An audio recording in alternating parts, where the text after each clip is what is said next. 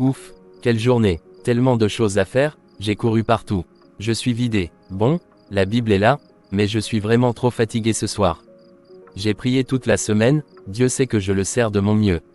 Une seule nuit sans prier, ce n'est pas grave, n'est-ce pas? Juste cette fois, demain, je me rattraperai. Je prierai 2 fois plus fort. Dieu comprendra, il sait que mon cœur est bon, même quand mon corps ne suit plus.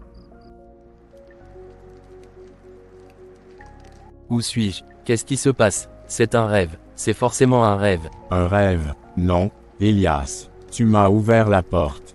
Tu as baissé ta garde, en oubliant ton Dieu. Non, je ne voulais pas, je ne pensais pas. C'était juste pour une nuit. Une seule nuit suffit, Elias.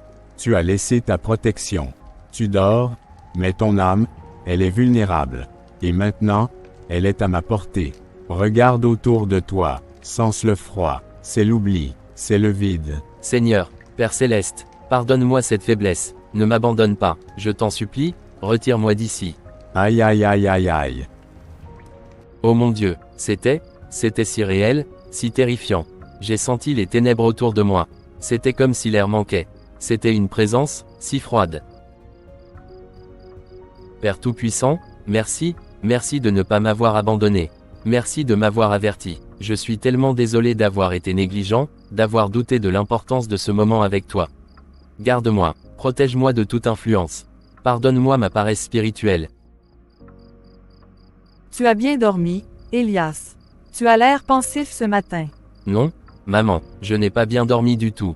J'ai fait un cauchemar. Ou plutôt, je crois que c'était plus qu'un cauchemar. C'était une alerte de Dieu. Mon fils, je priais pour toi cette nuit. Longuement. J'ai senti que ton cœur était agité, qu'une lutte se passait.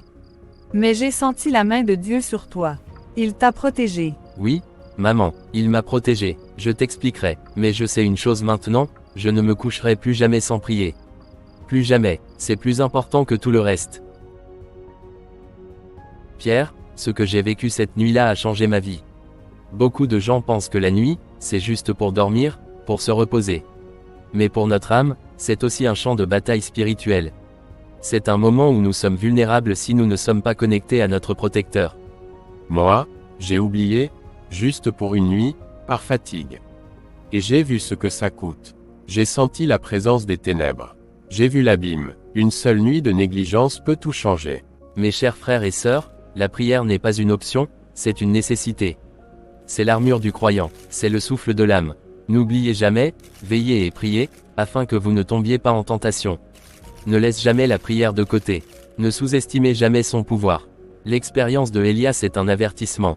Chaque soir, avant de fermer les yeux, prenez ce temps. Parlez à Dieu, remerciez-le, demandez-lui protection. Pour votre paix, pour votre âme. Ne faites pas la même erreur comme Elias. Votre vie en dépend.